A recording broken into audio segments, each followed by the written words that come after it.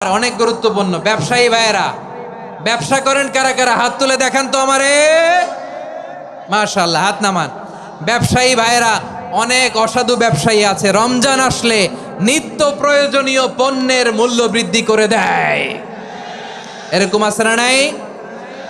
এগুলো করবেন না। মজুদদারি করবেন না।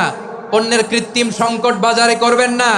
আপনি লাখ টাকা কামায়া ভাবছেন যে রোজাদারদের কষ্ট দিয়ে ধনী হবেন, এমন রোগ আল্লাহ আপনারে দিবে, কোটি টাকা দিয়েও আপনি হাসপাতালের বিল পরিশোধ করার ক্ষমতা আপনার হবে না।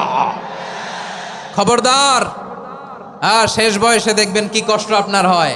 আপনি রোজাদারদের কষ্ট দিচ্ছেন, আল্লাহ আপনার সুখে রাখবে? আল্লাহর দোহাই লাগে, আমার ব্যবসায়ী ভাইয়েরা এটা করবেন না। আরব বিশ্বে আমরা দেখেছি, আরব বিশ্বের ব্যবসায়ীরা সারা বছরে ব্যবসা করে, রমজানে ভর্তুকি দেয়।